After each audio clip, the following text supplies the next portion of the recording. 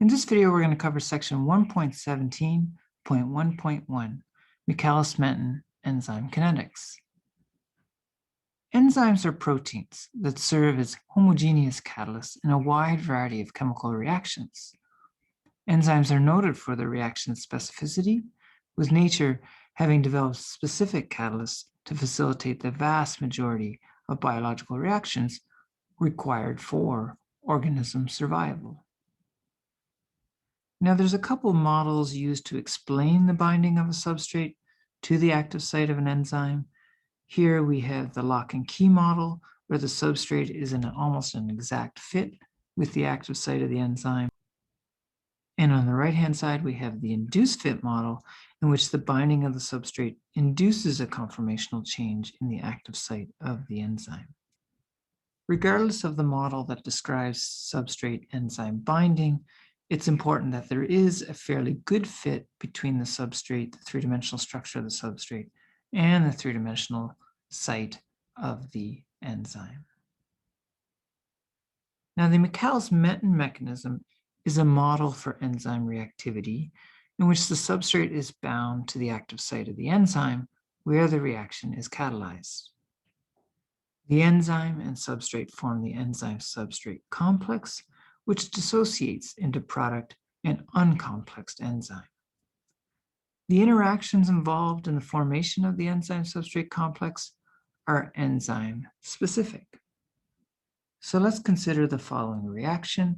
This scheme is identical to what we saw for general catalysis, except now in the place of C for catalyst, we have the symbol E to represent the enzyme.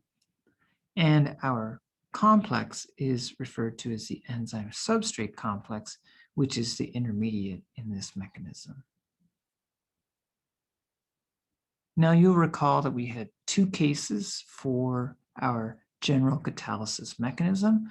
And so we're going to look at case one first, which we said was the most probable and prominent case that we use in catalysis, where the limit is such that the concentration of the enzyme initially is much less than the initial substrate concentration. In that particular scenario, we end up with this expression. Again, we've seen this expression previously. Now we've replaced C naught with E naught. In enzyme kinetics, the composite constant Km is referred to as the Michaelis constant, and the expression is often referred to as the Michaelis-Menten rate law. So when the initial concentration of substrate is much greater than Km, we see that we're going to get reduction in this expression. So we can approximate the denominator to just S naught, and then S naught will cancel on both sides of our quotient, and that will lead us with our maximum rate, as we saw previously. So V naught would equal K2 times the initial enzyme concentration, which we often refer to as upsilon max or Vmax, occasionally seen in other sources.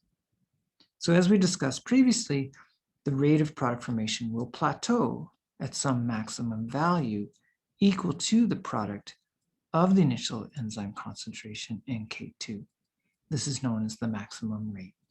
And the only way to increase this rate any further is to increase the concentration of the enzyme that we start with.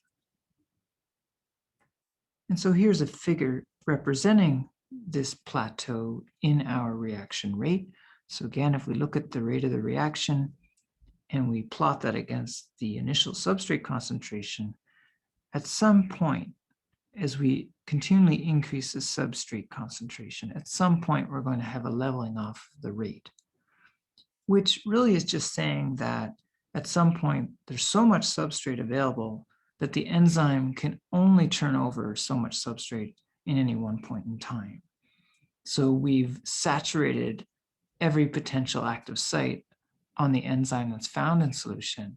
And so we have, yes, excess substrate available, but until that enzyme substrate reaction produces product and frees the enzyme for further reaction, the substrate is just going to have to remain in solution.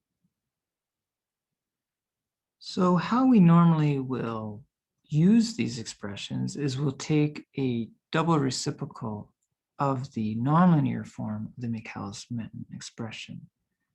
So a reciprocal plot of the reaction rate can also be constructed by inverting the Michaelis-Menten rate law, which results in the Lineweaver-Burke equation.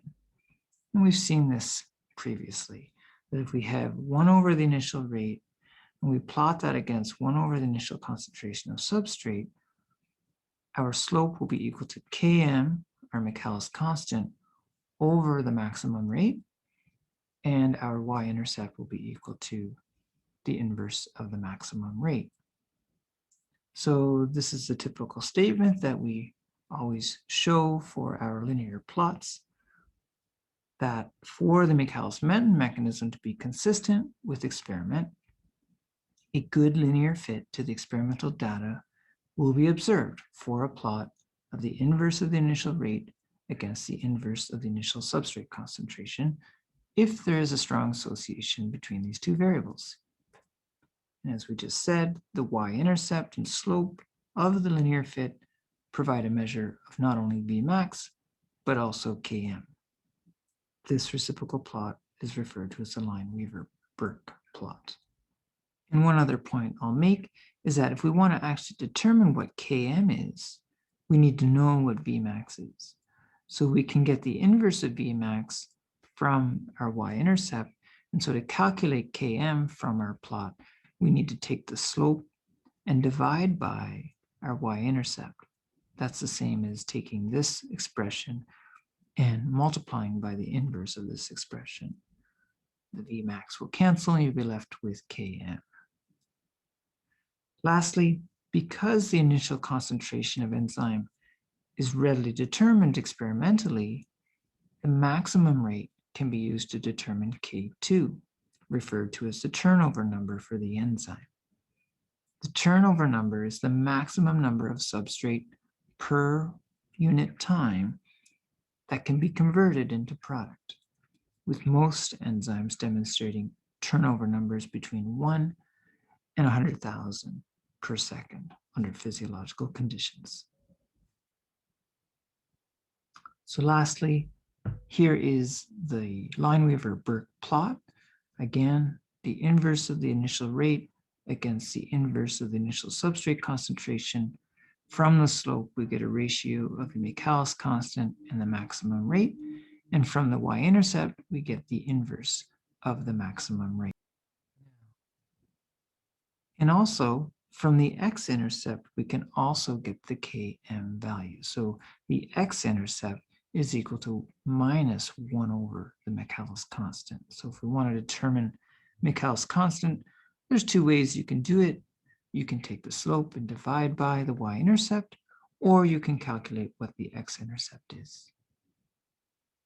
So if you have any questions about Michaelis-Menten enzyme kinetics, by all means, send me an email. In the next video, we're going to look at inhibition in enzyme kinetics. Thanks.